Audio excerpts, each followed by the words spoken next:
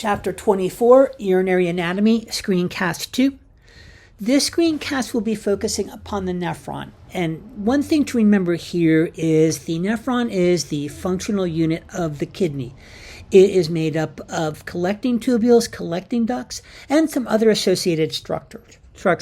Now, when we talk about the nephron, one of the things we need to remember here, it is a microscopic functional filtration unit of the kidney. It is made up of the renal corpuscle and the renal tubule. All of the corpuscle and most of tubules reside within the cortex. Now, the renal corpuscle, this is an enlarged bulbous region of the nephron, and it's found within the renal cortex. It is made up of two structures, the glomerulus and the glomerular capsule. The glomerulus quite often is referred to as a nest or tangle of capillary loops and glomerular capillaries.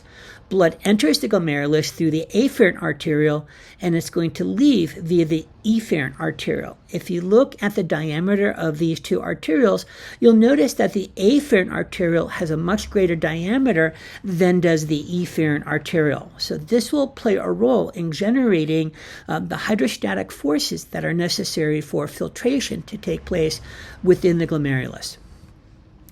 Now, if we look at the renal corpuscle, once again, the glomerular capsule, this is an internal permeable visceral layer, and it is directly overlying the glomerular capillaries. There's external impermeable parietal layer, and that is made up of simple squamous epithelium. There's actually a capsular space between the two layers.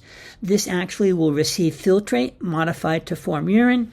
And it's important when we talk about filtration, the fluid that fills here is actually going to counteract the overall net filtration pressure. The vascular pole, that is made up of the afferent and efferent arterioles where they attach the glomerulus. The tubular pole is the origin of the renal tubule. Now, the renal tubule is made up of three continuous sections. We have the proximal convoluted tubule. I quite often refer to this as the front end of the nephron loop, also known as the loop of Henle, the distal convoluted tubule, and this is known, I quite often refer to as the back end of the nephron. Now, when we look at the proximal convoluted tubule, it is the first region of the renal tubule, and it's originating from the tubular pole of the renal corpuscle. There are lots of microvilli which increase the surface area and reabsorption capacity because this is where most reabsorption is taking place. The epithelium is a simple cuboidal epithelium, and remember back in histology as far as the renal tubule was usually the most common example given of this type of tissue. Now, the nephron loop, this is a sharp bend, and it originates at the proximal convoluted tubule. There's a descending limb, and that extends medially from the proximal convoluted tubule. There is a ascending limb. This is going to go back to the renal cortex and ends at the distal convoluting tubule. There's actually a hairpin turn within the medulla, and thin segments are lined with simple squamous epithelium, whereas the thick segments will be lined with a simple cuboidal epithelium. Now, the distal convoluted tubule, this originates within the renal cortex at the end of the ascending limb of the nephron loop. It extends all the way to the collecting tubule. It also is lined by simple cuboidal epithelium, but now there are no microvilli. And also, when you look at this under a light microscope, it will appear clear.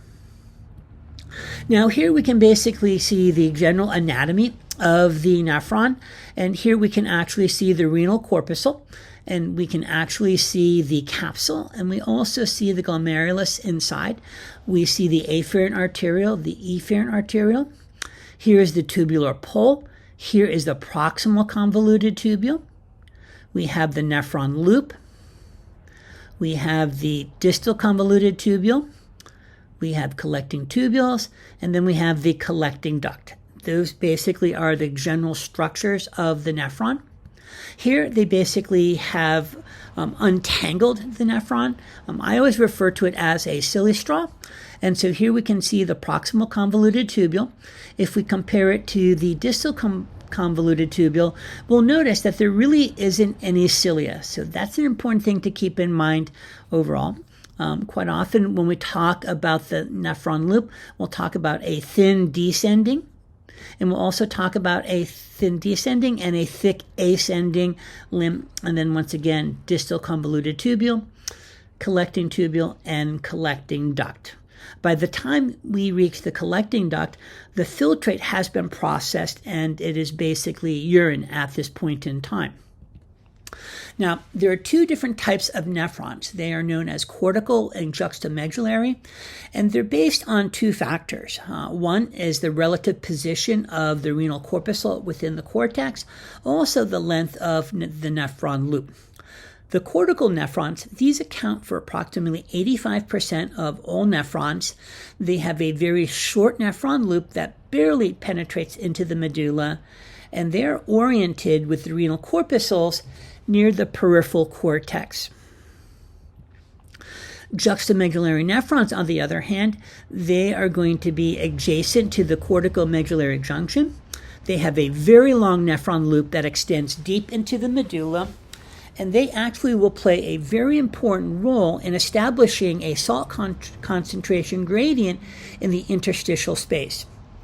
We also will see that these are the nephrons that are going to allow for regulation of urine concentration by the hormone ADH, or antidiuretic hormone.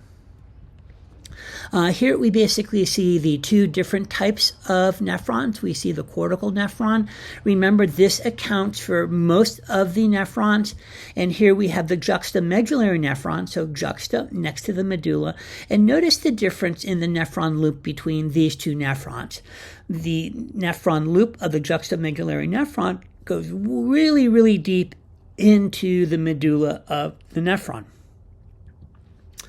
Now, nephrons are going to drain into collecting tubules, and tubules will empty into a much larger collecting duct. There are going to be many collecting ducts which empty into the papillary duct, which is located within the renal papilla.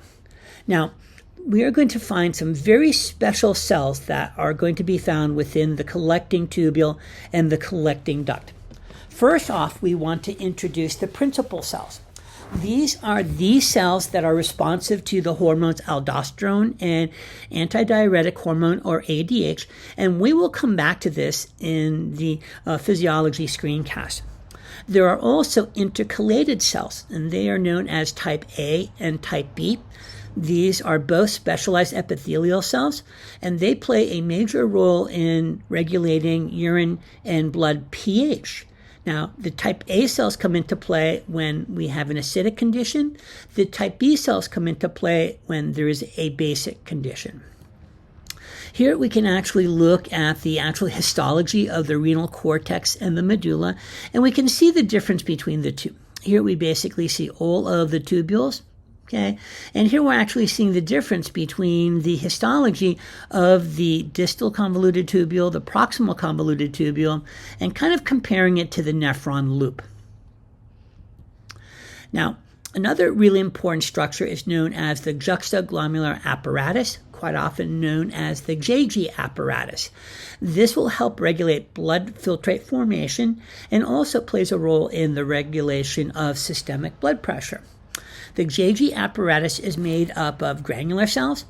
These are modified smooth muscle cells that are found in the afferent arteriole.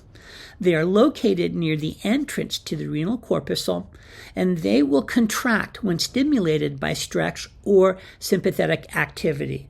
What the granular cells actually do, they synthesize, store, and release renin.